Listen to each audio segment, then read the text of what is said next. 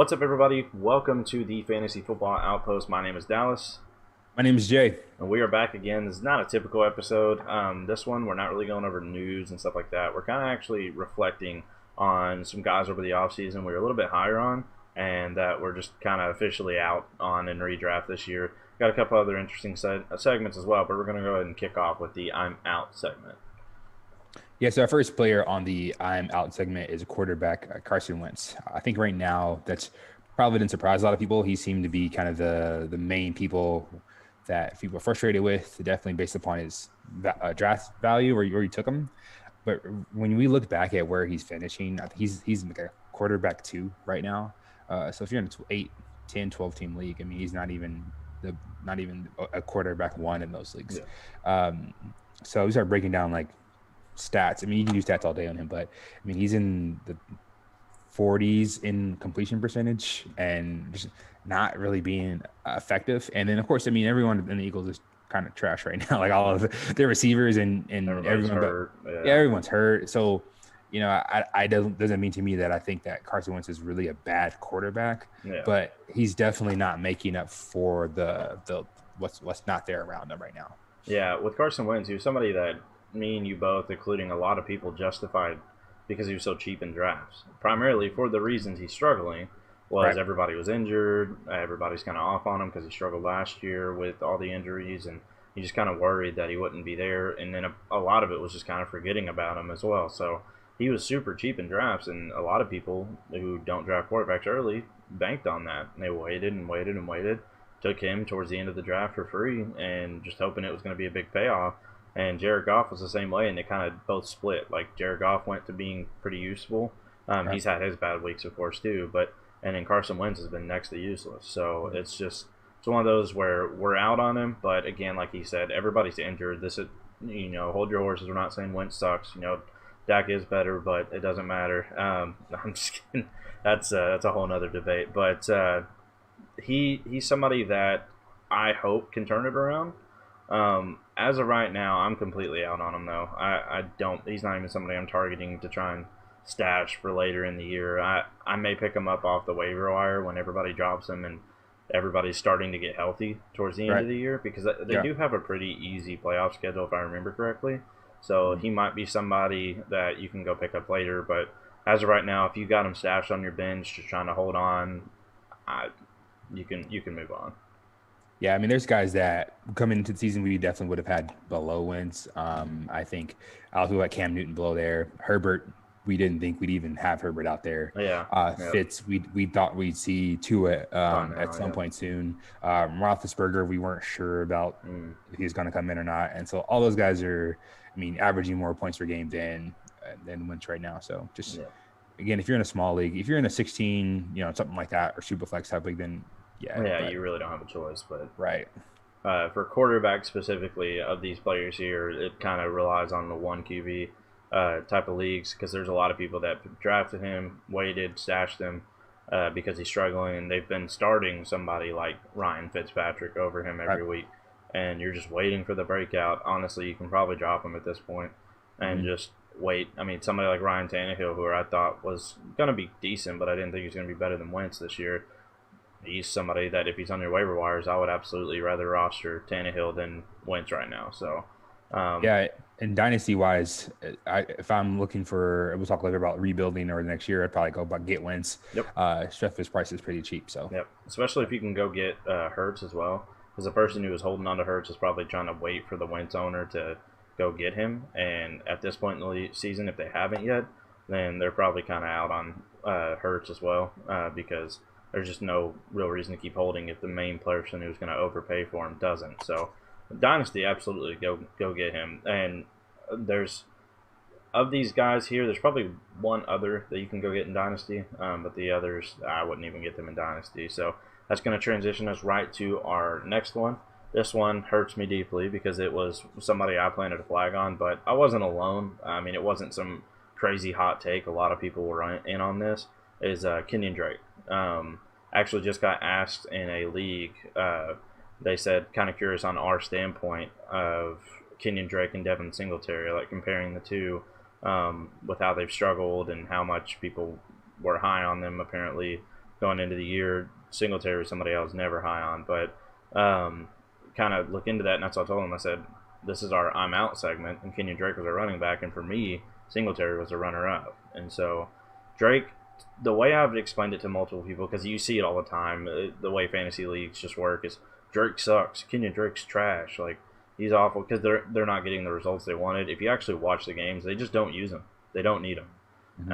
That's the problem. Even Edmonds isn't getting that much work. He's just getting the passing work, and that's where the valuable side is. That's why Edmonds has been doing better, because Drake's getting like 13 to 17 carries a game most time, but turns it into 60, 70 yards and no touchdowns and one catch for 6 yards, and there you are sitting with 9 points or 11 points when you were hoping to get that explosive Kenyon Drake that you got last year was getting 1, 2 touchdowns a game, 6, 7 targets a game. Right. And in all honesty, if you watch it, it has nothing to do with him. They just don't. They genuinely don't need him. The team is fine, doing just fine without featuring the running back, and that's why I was so high on him. Is I had him being like the number 2 in targets behind Hopkins, and he's got 6. I think it's 6, maybe 7 targets on the entire season. He was getting that like a game last year. Yeah. He has 6 targets on the season. Yeah, it's just, and then looking at the numbers, I mean, I'm not necessarily, I wasn't a big Chase Edmonds guy. It wasn't really on my radar. But when you talk about fantasy points per game right now, the person right above Drake is his own teammate, Chase Edmonds. And Drake has one more rushing touchdown than Edmonds. So the fact that Chase has 2 receiving touchdowns plus 3, almost 4 times the number of targets than Drake has. I mean, I'm not saying that Edmonds is the guy you have to have, but that just shows that our kind of disappointment for where we thought Drake would be and then where he's currently performing at. Yeah, Drake's just been a massive letdown, and that's what I was talking about. Like on the dynasty standpoint, people are wondering, what do you do with Drake? Well, Drake's on a franchise tag. He was just tagged this year. I think it may have been transition tag. I'm not sure which one it was, but he was tagged nonetheless, and that kind of told you they wanted this to be a not necessarily a prove it year, but like let's see how you do in a full season on our offense. And you see now that they literally don't use him, and Edmonds is doing everything that they need him to do. It's not necessarily that Edmonds is better, but if you're looking at it from a business standpoint, Edmonds is cheaper.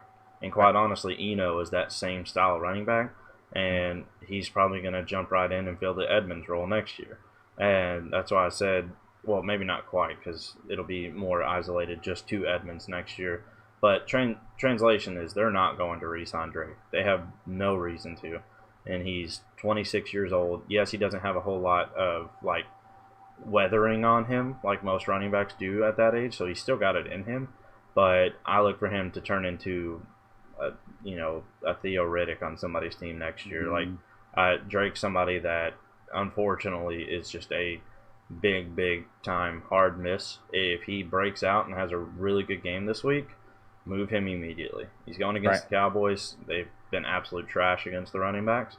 Move him immediately because he had 12 points last week in most leagues, somewhere around there. And then if he has a really good this week, you might be able to kind of pitch that, hey, he's this is what we were all expecting.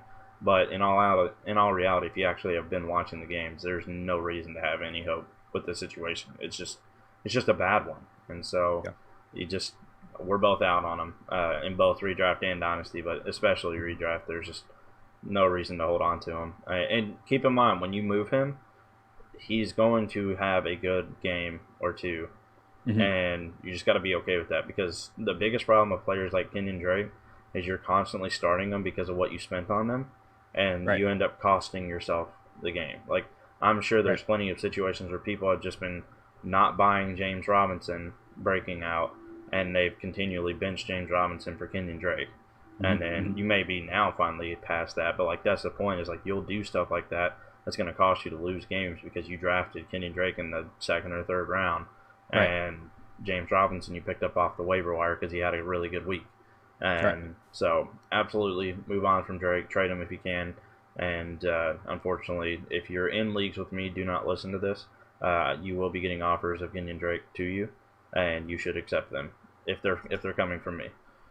Yeah, I mean, and you look at the team. You think about like the Bengals last year when Mixon was struggling early. Mm. Well, the Bengals were doing terrible, so they had to have this like shift of Yep. okay, how can we get our team back on track? The Cardinals aren't doing bad, and I think they're 3-2 right now. So there isn't really a big. Obviously, they don't care about fantasy football, but I mean, Yep. there's not a big reason or like rationale for them to try to switch their scheme up because their team is a lot more successful than they already were at this point last year. So Yeah. Exactly. a little bit pessimistic for Drake's future.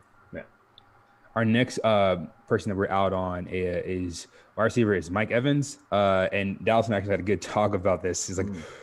Mike Evans, Yeah. because when you look at the stats, it's you see, he's in wide receiver like 7 right now, or wide receiver. Yeah. He's And definitely a wide receiver. PPR is 12, I think, in half, something like that. Yeah, so it's like, well, wait a minute. And so this is one of the things that if you were the Mike Evans owner, you probably have a little bit more insight than maybe just the kind of the casual fan looking at rankings because you've seen him week to week. And when you pull up his box score, his most receptions week was week 4, where he had 7 receptions for 122 yards. Well, week 1, he had 1 reception for 2 yards. Week 2, he had 7 for 104. Great. Week 3, he had 2 receptions for 2 yards. Boom.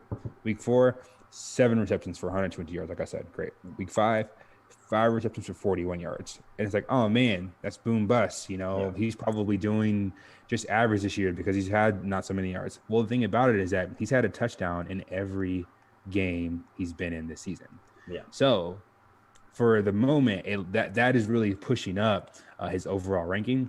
And so for me as an owner, those touchdowns may not come every game. Godwin's been out. Tampa Bay's kind of starting to figure out what their stride is. They've been using Ronald Jones a lot. And so if the number of times he gets the ball doesn't change, those touchdowns may change. Yeah. And so because he's performing really well right now, he's a guy that if I can get out of there and trade him for someone who's maybe, well, hey, I'll trade him for Chris Godwin or someone who's not quite performing at their level right now, I will get out on that because you're just going to be disappointed. He's just not going to maintain that touchdown streak for the whole season. Yeah. Now, it may not be the week 6, week 7, but that's unless those targets are coming in and receptions, you're probably going to be disappointed with Mike Evans. Yeah, I remember like he typed it in here, and I was looking at it, and I was like, Mike Evans, because I was somebody that was out on him going into the season. I got so much flack for it because I was like, telling you, I said Tom Brady's not going to be airing it out to him like Jameis and Fitzpatrick are. He's not going to be getting those big games where he gets like 4 catches for 120 yards. Like it's just not going to happen. And I said, and he's not going to get all the touchdowns either because it's obvious he's the number 1 target. Well, that was the part I was wrong about. And so just looking at it from a week by week standpoint, I looked at the points. I didn't even look at his stats. I looked at the points and I was like, what? Why are you out on him? If anything, like you should feel vindicated because I was out on him and he's been doing much better than I thought he would have. But then you brought up to me, if you actually look deeper at it and look at the numbers and see, I mean, what was the one stat? It was like 2 catches for 3 yards and 2 catches 2 for 2 touchdowns. yards, 2 touchdowns. Yeah, 2 catches, 2 yards, 2 touchdowns. Like on stat sheet, if you're in full PPR, that is a 14-point week, and didn't even have 3 yards like receiving. Like that's Right. it's just you can't bank. And one can argue, well, he's got a touchdown every week. Why would he stop?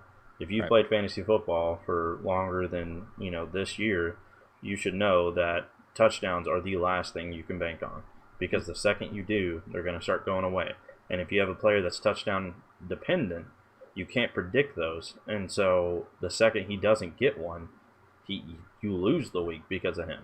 And so players like that are somebody you want to absolutely capitalize on right now because everybody's going to be looking for him because they see him. And you got somebody like Keenan Allen. I'd say a lot of people will probably take a trade. You send a Mike Evans for Keenan Allen. I do that every day of the week. And Give me all the Keenan. If there's an I'm in on. If we did that segment next time, Keenan Allen, I'm all in on. Yeah, So, and so it's one of those where Mike Evans is somebody I was not in on. I'm not really victory lapping because the whole reason I said I was out on him is completely false. He's been getting the touchdowns, but that being said, it's just too hard to bank on touchdowns, like he said. So that's somebody that we are out on. Trying to move him while you can before that catches up to him, because ultimately it always does. And if it doesn't, good for him. I mean, I'd be perfectly fine. I can live with moving on from him and him continuing to get the touchdowns because that's like odds of that happening are so low that you shouldn't even be upset knowing that it was just a lucky break. Right. So Yeah. that leads us to our tight end. This one's a little contradictory to what we just said a few weeks ago. We told everybody to go trade for, and we genuinely believed it. But even with Goddard going down now, Zach Ertz is somebody you should be out on. He's just they've had a lot of stuff going on internally. You would think with all these injuries going on around the team, there's like it's always somebody new. It was Fulgham last week. Like he's just not getting the work, and that's just unfortunately the reality we got to accept at this point.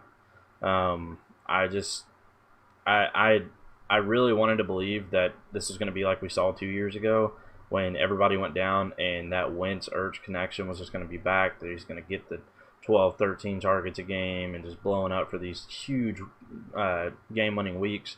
And he's just not done it at all and has had no excuse as to why he hasn't. And so I'm completely out, and Jay is as well. I'll let him explain his side of it.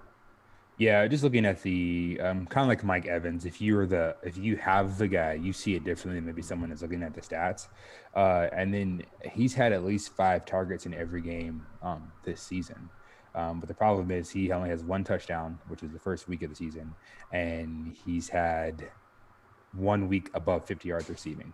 So I mean, he had that week 3 game against Cincinnati where it was 77 for 70 yards, which is that's a fine game. But other than that, he's not really done much at all. I mean, last week he had 1 reception for 6 yards, and I mean that's abysmal for a tight Yeah, end of his caliber. And so, I mean, like Dallas said, right? I mean, you're just going to be disappointed with what you're looking for from him. And so, if there's someone you can use that name value, if you look at the Baltimore Giants, Dallas kind of weeks coming up before that bye week, if he has a big week, somebody I'd be looking to move. I wouldn't consider him a buy low right now, just because you may end up yeah, just being burned. So I yeah. mean, if you have, I mean, what I'll probably do in a couple of my leagues is that I can have him as my backup tight end and trade my second tight end to have Ertz and just throw him on the bench. Maybe you have like a Kelsey or a Waller and just someone that you just stash right now because they'll take a Logan Thomas or Robert Tonyan or something like something where they're your backup tight end, but Mhm. I just not a guy I'm chasing after anymore. Yeah, I'm looking at his schedule right now, and most of the Zach Ertz truthers are going to tell you just played San Francisco, just played Pittsburgh, is about to play Baltimore. Like these are all powerhouse defenses. I'm going to tell you, San Francisco is not the powerhouse defense that you hope. They're all injured, but that being said, you got those three. It would take him to have a good game against the Giants in Week 7, a good game against Dallas in Week 8. Then he's got a bye week in Week 9, and so I still don't know if I should trust it or not coming off of that. If he has a good game in Week 10 as well against the Giants, that's when he'd start to fly back up on my radar again um, for like a playoff push. Because like I was mentioning earlier, the playoff matchup is Arizona and Dallas. When I was talking about Wentz, but we're looking now, Arizona's not quite as good of a matchup as we thought it was going to be anyway. So for a quarterback, so honestly, he's just got nothing that makes me think I should still be holding on. If he is your starting tight end, he's one of those players where if you don't have a replacement at tight ends are so scarce, you're kind of forced into that corner of having to start him. And what we're basically saying is try to find a way to get out of that. If you Mm-hmm. got to pair Zach Ertz with, I don't know, a Mike Williams coming off of that big game to go get you a Jonu if you can, or something like that, then absolutely you should do something of that nature. Or if you can just send Zach Ertz for Robert Tonyan and have them add something to it because they may not buy Robert Tonyan breaking out and they're like, oh, I'm going to capitalize on this. I just got Zach Ertz.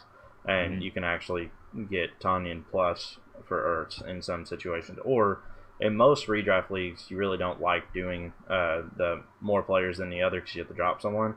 So you can do Robert Tonyan and a decent player for Ertz and a really bad player that you have. So you're improving 2 positions essentially. But it appears like they're getting the stud of the deal and they're just having to give up a little bit more for it. And so Ertz is somebody that if you're gonna hold on to him, it's gonna be a very very rough ride the rest of the way. Yep. So you should probably try to move him while you can.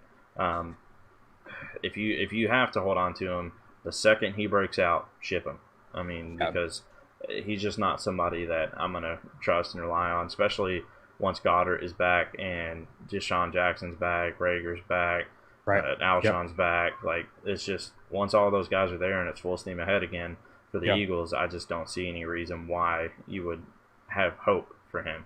Because I'm sitting here reading the schedule off, and I'm not even considering the fact that by the time those weeks roll around, the rest of the team could be back. So Yeah, and I looked just to double check. Was it like a lack of targets? But I mean, he's fourth in targets from a tight end. I think ahead of him, the tight ends that got more targets right now: Waller, Kelsey, and Hunter Henry. And then of course Kittle missed a game, so probably per game there's more. But he's getting targeted. The problem is that he's fourth in targets, and then he's 25th in fantasy points per game. Right, so that's your problem right there. So it's not like there's not opportunity there. It's just not doing anything with it. So just kind of to put a pin in everything Dallas said about Urge right now. all right, so that pretty much settles up our I'm out segment. One other honorable mention I'm going to throw in was one that I had for wide receiver is Anthony Miller. If you're still kind of holding on to that, Mooney took his job, so just move on from that. So that's going to transition us to our next segment here. This one's one that Jay wanted to introduce. He's had a lot of people in leagues ask him about it, so I'll kind of let him explain this segment.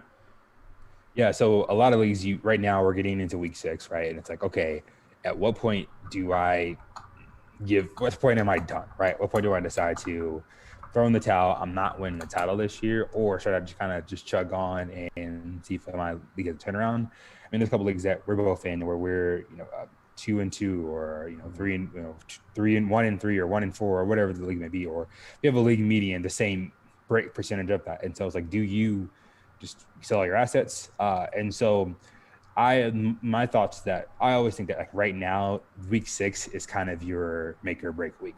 I think if you start a league 0-7, then if you win every single game before most typical playoffs games, week 14, 15, you can end up 7-7. And in 500 for me has rarely been a playoff team. Every now and then, if you got a really like tight knit competitive league, you can maybe squeeze in, but typically for any most like 16 playoff, 18 playoff, whatever it is, 14, you got to have a above 100 game league. And anytime where I finish 8-6, I'm probably doing stuff with tiebreaker for that spot. Yeah.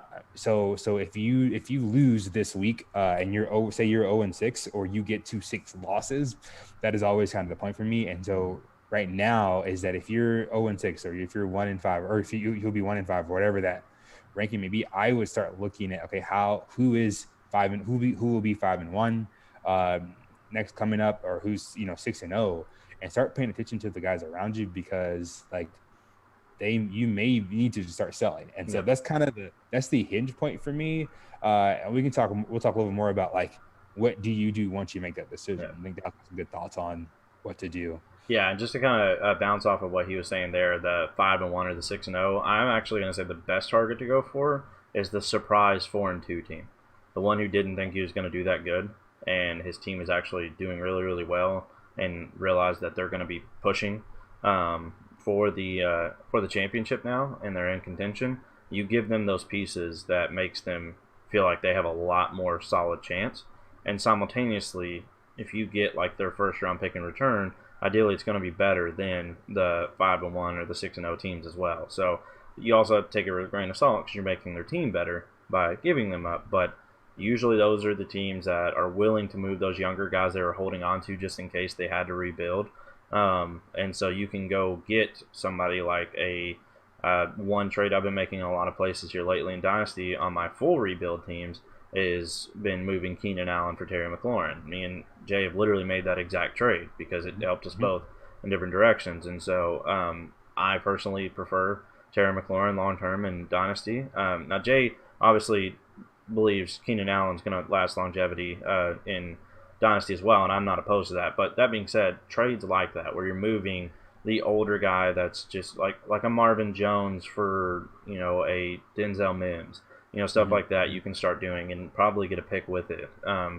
So that 4-2 team is the one that I would target in the scenario there. But obviously every league's different. Look at the team that's you've got a couple teams where you have like Michael Thomas, Christian McCaffrey, Devontae Adams, Chris Godwin, all these guys have been injured, and your team is looking awful, but you know that's a powerhouse team. Right. Those teams are ones you can sneak in and send an offer to as well to try to help them get out of the rut, especially the McCaffrey ones who are still waiting on that to come back. So, Yep. so basically, to kind of add to what he said for when you start rebuilding, the way I've always looked at it is if I take a look at my team and you have to be honest with yourself. You don't do the whole I'm trying to look like I'm better than I really am to everybody else in the league. I don't want people to start targeting my team for ridiculous trades because I make it obvious what I'm doing or something. Genuinely look at your team and be truthful with yourself. Anything can happen, obviously. But if you look at the best team in the league and they look like they are significantly better than you, I go ahead and transition into that 1 year away mode immediately. Yeah. And Yep. the rest of the league may look at me like, well, you're undefeated. Like, yeah, but I've not played him yet, and I'm looking down the road to playoff time. And I don't butcher my team by no means. I keep most of my important parts, but that's where if I'm undefeated, but I've been scoring like 15, 20 points less a week, and Right. I'm at this point in the season like 100, 150 points behind for points for than the number one team, then I'm going to start moving the Julio that's been helping me or somebody like that to try and get somebody that's a little bit younger, something that may last me longer, or that, the David Johnsons or the Melvin Gordons Mm-hmm. or the Mm-hmm. Todd Gurley's. And I'm going to go try and get the David Montgomery or the Antonio Gibson that's starting to break out right now, something like that. Now, obviously, some players are on rebuilding teams like that and that you can't touch them, but Right. that being said, if you go look at, like I said, the 4-2 team that's looking at works here too, is you're giving them these pieces that's going to make them better, but you're also not really hurting yourself long term. You may take a little bit of a hit for the rest of the season, but it's putting you in position to where you're not stuck this offseason where you lost in the championship game because you knew you were going to lose, and now Right. you're stuck with David Johnson on your team and can't capitalize on that at all. And Yeah. so Yep. that's the first thing I do around this time of the year is I look and see, do I truly think I can beat them in a head-to-head matchup. Now, if you think you're going to lose but you have a shot, you're good. Keep contending. But if you think like there's no scenario where unless I hit dumb luck that I'm going to beat them outright if both teams are Right. fully healthy, then you can start trying to, extend this run that you're having beyond just this year. Because Right. the Yeah. team that's clear and better than everyone, then they don't care. Like they're like, yeah, I'm winning the chip this year. Give me David Johnson. Like that's Right. fine. That add a Yeah. depth piece just in case Le'Veon Bell gets signed to the Chiefs. Stuff like that. So Yeah. Yeah. that nobody was prepared for. And then the other thing that I look at is after the draft ends, if my team is kind of split and I have a lot of really, really young, talented players like a CeeDee Lamb and a Jonathan Taylor or a J.K. Dobbins on my team, and I'm kind of middle of the road. I'm not even close to the top, and I'm just kind of middle of the road right now. I'm that 3-3 team. I'm that 2-4 team. Then I immediately, that's my line where I split and say, okay, I'm rebuilding. I'm Mm-hmm. sending all these older guys away. I'm keeping all these young core pieces that I have to have that are going to be great for me long term. And I'm Mm-hmm. going to start stockpiling up on these guys with potential, like the Denzel Mims, like the Michael Pittman everybody's forgetting about right now. Stuff like that, where you can go get these guys super cheap at the moment for like third round picks, stuff like that, Right. that they just had to spend seconds on in the draft. I'm going to go move I'm going to go package Brandon Cooks and David Johnson to try and get a first rounder out of somebody. And I'm going to Right. try to stockpile all these picks and completely go youth side. Mm-hmm. The main thing you want to do, though, the tip for that, though, is if you're going to go the full rebuild, your number one priority from the start, especially in Superflex League, before you start moving everybody for picks, unless you know you can get like the 101, go target those Joe Burrows, Kyler Murrays, guys like that are going to be around for a long time.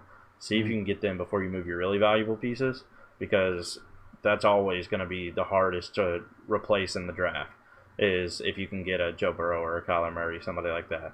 But obviously, those are usually on bad teams. So if you can't, then go ahead and start the wheels on the rebuilding. I'll let you jump on that. Yeah, I mean, one trade that I made the other day was in a league that I'm just not winning this year in, but I have guys that are producing now. Is I traded away Tom Brady and uh, Joe Mixon for Dak Prescott and Nick Chubb. Mm-hmm. Yep. And so the other guys whose team was phenomenal team, And so there was a pick in there too, so it wasn't a straight up trade. But Yeah. he knew that, hey, Brady's doing great this year, Mixon's doing better, Chubb's hurt, Dak's out. Yeah. So neither one of those guys are really helping me win a title right now. Mm-hmm. So for him, for me, I would I don't know if I would have made that trade the other way around, depending on what my team is. Yeah. But for me, I'm not winning a title this year, so just putting Dak on my IR, it's fine with me. Yep. I know it'll definitely help me next year. And so you start looking at, start looking down at your IR in a dynasty league. It's like, all right, when everyone's healthy, you can only do so much when your team is riddled with injuries, and a lot of teams are that way right now.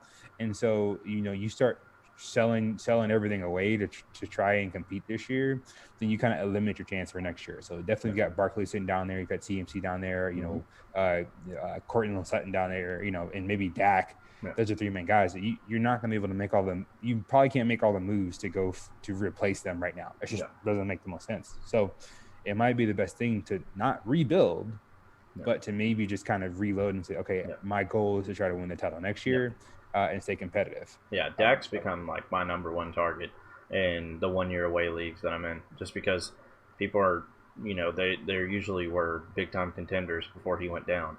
And so you can do stuff like I sent Tua to a big time Dolphins fan that had Dak. So I literally sent Tua a second rounder and a third rounder, and I got Dak for that. And so it's literally like sending a first, second, and a third and getting Dak when before in Superflex. And before the injury, I mean, you weren't touching him without like 2 firsts and a decent quarterback. And that just started the conversation usually. And so he's somebody that you absolutely should be going and trying to get right now if you can, if you don't think you're winning this year, because he's at a discount right now, probably the cheapest he'll ever be. That's basically when that's when we kind of decide that we're going to start rebuilding. Rebuilding is a very vague term. There's different layers to it. That's why we said there's rebuilding for next year. There's also full rebuild where you're just kind of, cutting the head off the snake and just saying we're going to figure this out and try again. It's the better analogy would be cut the tail off the lizard and let it regrow. So you're going to start giving away the Julios, the Brandon Cooks, those older guys that are doing pretty decent right now or have really big names like Julio does, and try to get those youth pieces and those picks. And that's going to transition us into our next little segment here as well. These are both kind of just really long responses to very frequently asked questions. So the second question is, when you're picking up an orphan, which is, a team that doesn't have an owner or someone left them in the middle of the season, what do you do, right? And so there's even people who have jumped into leagues that I know, or they say, hey, here's the team I just got. What do you think? And so we just want to talk about kind of like our thought process through that, because right now this is when people bail on a lot of leagues. They're not competing. They don't want to stick around. They had Barkley and now he's out or whatever it is. So whatever when you have that team, the first thing that I do is see the ranking. So where is this team? Where do they fall? Oftentimes teams get abandoned when they're like 0-6, but not always. Those teams are kind of middle of the road. Middle of the road teams. And so just kind of get a feel for where everyone else is. So is it a league to where somebody's 4-0 right now or 5-0 right now, and everyone else is 3-2, or is it is there just kind of an even separation? Is it just high? Like, how is the breakdown? Because there's a couple of leagues where there's one team that's just one or two teams that are just clearly way better than everybody else, and you're just not going to win. And so you just got to know that going into it. As Dallas said earlier about like rebuilding or reloading, you just know you're not winning. You're not going to win right now. And then also, second part is looking at your draft capital. So what picks do you have right now? Do you have your own first? If your team is bad, do you have your first, or does someone else have it? So those are the first two things that I look at when I'm considering taking over an orphan. Dallas, you got some other stuff you want to add in there? Yeah, so like when you're looking at the rankings, like he was saying, it varies on what team you're taking over. Almost always, in my experience, has been the middle of the road team that's underperforming. The one that thought for sure they had a really good chance, and they had Saquon, they had Kenyon Drake, they had Julio, and like the whole team is just not doing anywhere close to what they thought it was, and they just leave. That's something I've never really understood. Like, I'll at least finish out a year before I leave and give an opportunity. But some people are different. They bail on them. Otherwise, this segment wouldn't exist. So, but we have a list here of some stuff you want to check, and so that kind of covered the rankings part of it. The next thing we have listed here is check your draft capital. This is something that's pretty huge because I joined a league actually with Jay. I took over a team in that league, and I wanted to rebuild in it. The second I saw the teams that were in it and compared my team to theirs, I was like, okay, this is one I'm going to have to at least do a 1 year away, maybe even two. And my team I joined just got rid of their first round pick. And so I was like, well, I mean, in that case, it was for Dak, so it's okay. But, like, you have to look at stuff like that because if you look at it and you're like, do I want to join this league or not?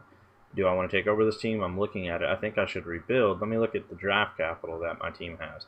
And you go down and look, and they're like, okay, this team's trash, but they've got like 2 first round picks next year and a couple more pieces I can move to try and get some more. That's something to work with, and you can actually, go out and try to get those young pieces and try to get those more draft picks to where next year's draft you're just stockpiling on all these players, Right. and you end up looking a lot, if not better, you look a lot more promising come next Right. year. You have a lot more upside than what your team currently has. So draft capital is a big one that you want to look at. Yeah, and the next one looking at is like just your lineup. I mean, Mm. this one league that I joined, I went in and they were starting Jameis Winston, Sam Darnold still, and then like just random hodgepodge of other players. And so of course they were 0 and Yeah, whatever it was 0 and 10 in that league because that league used the median. It's like, well, yeah, okay, wait a minute, on the projections of the overall it was really low, but that wasn't a good representation of the yeah, team because the person was frustrated or just gruntled, so they pull other guys. So yeah, I just switching that league, just switching it into putting the best players in the game, yeah, it showed that we have an actually competitive team. Now, does that mean I'm going to turn around and try to go for the championship? yeah. Maybe not, right? That team we're already 0 and 5 or 0 and 10 based on the median, and so that's a big hill to climb. Mm. But just check the lineup. Who's down in the taxi? I Yeah, saw one league that someone had Justin Jefferson still in their taxi. yeah, That's fine. I mean, if your guys above him are performing, but I mean, he's contributing right now, and mm. so just look down at the text and see who's available, or see what's happening with that lineup before you start making moves or taking on that team. Yeah, And speaking of guys like Justin Jefferson, if you're going to say rebuild, as Dallas said earlier, who's the guys that can win you right now if you want to make a run, right? Or who's the guys you can down the road, who's down the road guys? And so Dallas mentioned this earlier, kind of having that young guys that you just hold and selling off the older guys as he's done with like Julio. And a lot of times he will pick up an orphan. They decide, you know what? I don't like any of these guys. I'm shipping everything off. And that's yep, great. I've done it. Both of us have done it yep, in a lot of leagues. But I'm telling you, the last couple of leagues I've done that, it's like, wait a minute, this team has some good bones. There's mm-hmm. someone who kind of has a lot of the draft capital that they've given up already. I Yeah, can go make some moves with some guys to turn around and win next year, which is the Dak and Chubb trade yep, that I said, like, I'm not quitting. I'm going for the title next year. And mm-hmm. adding the guys that I sold and turning around and having Dak next year is really going to help me rather than trying to sell the assets that I Yeah, have. Because I mean, if you got a guy like Miles Sanders or Joe Mixon, you sell them off for a couple of picks. You're hoping to get lucky and get a guy at that mm-hmm. caliber, and if you get Jonathan Taylor, sweet, but you might get Keyshawn Vaughn. Mm-hmm. And so you got to kind of make that call on is it a better move to try to go for it and get a few picks or to blow it all the way up? Yeah, yep, exactly. And that's like to kind of piggyback of what he was talking about earlier with the check your lineup. A lot of these teams that you're taking over are also from inactives. People that haven't adjusted their lineups, haven't adjusted their taxis. You got guys on the bench that should never even think about being there. Taxi was a really good point because like there's plenty of them where even I looked like week 3 into the league and I'm like, oh, I do have James Robinson in this league. And then next thing I know, I had Saquon. He went down. Guess who's starting now? And so like there's plenty of situations where some guys just either weren't there at all to start their lineups, or they just neglected it and barely checked it, and so they didn't keep up with it on the guys that were doing really well who weren't. And then the one last thing we have listed on here that he kind of glazed over there for a second was check the league and see if there's already somebody out there that's stockpiling the youth players, stockpiling the picks. If so, it's going to make your life a whole lot more difficult trying to do the same thing because people have already given up their capital, already given up those young players for the win now guys. And so if that's the case, that may better help you make your decision on maybe I should just go ahead and try to win next year instead of just completely just setting the ship on fire and saying we'll figure this out later. Let's get some capital because quite frankly that team's not going to give up any of it. because they just sold everything they had for it. They have zero reason or motivation to move even so much as a third round pick because Right. everything's upside for them at this point. And so it's one of those where if you look around the league and you see that, that'll better help you. But at the same time, if you look around the league and no one's done that yet, Hmm. you've kind of got a wide open window to start the transition. And not all trades are going to be you move a guy for a pick. Right. Sometimes you move a really good guy for a couple decent guys, and then you pair those decent guys, and you just turn that into 2 picks. Yeah. And so, Yeah. like, you don't want to just go gung ho from the start and sell everything for the first person that gives you a pick for it, because there are ways of finessing, moving around, being patient, waiting for people to get injured or people Hmm. to let teams down, and then somebody who thinks they had a really great team suddenly doesn't, Right. and that kind of helps you make those decisions on who to move and what to move them for. And Yeah. as much as you want to, this is something that everybody learns in Dynasty, yet they're still guilty of it every single time because they just want something interesting to happen. The off season is not the best time to make trades. It Right. is right now, right in the middle of the season. People are trying to get there. People are trying to win. Make your moves now. Don't sit and wait and say, well, nobody's really biting, so I'll just wait until the off season and go and send it, because everybody can spin any kind of narrative that they can think of to justify why Julio Jones is suddenly trash and Right. not give it to you. And as soon as Twitter takes hold of it, it's over with. Right. And so it's move the guys now in season while they still have upside and get those picks where you can. Yeah, and one last quick thing that thought about that I just learned in a just a random league one time is that when you see someone who has stockpiled the next year pick, they're rebuilding, right? And they're like, okay, they got all the 2021 picks. I actually saw that in the 2020 draft that someone was stockpiling all the rookies, so they ended up with Akers and Yeah. Jonathan Taylor and I think Jerry Judy, and Jalen Hurts, whatever it was.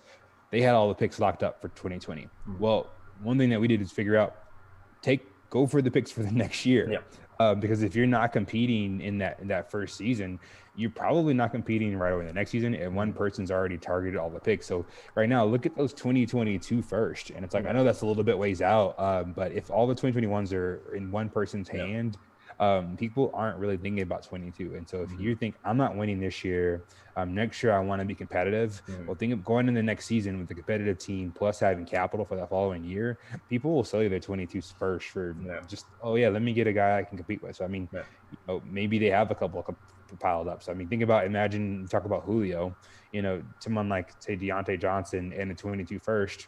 Yep. Next year Deontay might have a great season year next Yep. year. Plus, you have a pretty solid first round pick if their team is not performing well. So, just always looking ahead when you can with those picks. And not saying they're not worth equivalent, but that'll be Yep. something to consider if someone already has those picks. And that's actually not just tip for the fully rebuild. That's actually a really good strategy too for the people who are 1 year away, because you might be thinking to yourself, why would I give up and not get at least some player that I can use next year? But you also have to think, if you sit on those 2022 first, those become next year's first next year, and that's when you can start going and being that guy that's selling off the first for the next year for those win now guys who you didn't really expect to be considered win now. Like you look at somebody like Nick Chubb, the stigma around him next year, he's going to be 26, I think, and 25, 26, and that's when people are going to start saying if he has one bad week or something, like, oh, it's starting to come down, but he's still Nick Chubb. Well, he could really help you next year, and you may not be able to get him right now. If you may try to move the I don't know, the David Johnson pairing with Marvin Jones and some picks to try and get Nick Chubb, and they may just laugh at it and have no interest. Well, next year when that 2022 first is the next year's first, well then now that can actually be moved for the same player you were trying to get for next year anyway. And that also you have a better idea next year if that's going to be worth it or not. So the 1 year out first is actually a really good strategy regardless of what you're doing, because if somebody stockpiled all the 21s, okay, you can just be that guy that cleans house the next year. If you are trying to wait a year, those are going to be way more valuable come off season after the draft happens than everybody that now officially is the next upcoming first round picks. And the second that happens, their value increases dramatically. So that's definitely a good tip there. Is there anything else you want to add on taking over teams?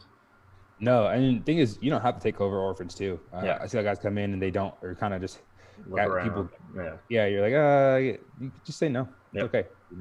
Tons of people out there in the fantasy football community. yep, So if it's not for yep. you, it's all right too. Yeah, that's one thing. A lot of times, if you look down that checklist that we just kind of gave you, and you're just like, okay, well I can't do this. Let me try this. Well, no, I can't do this because of this.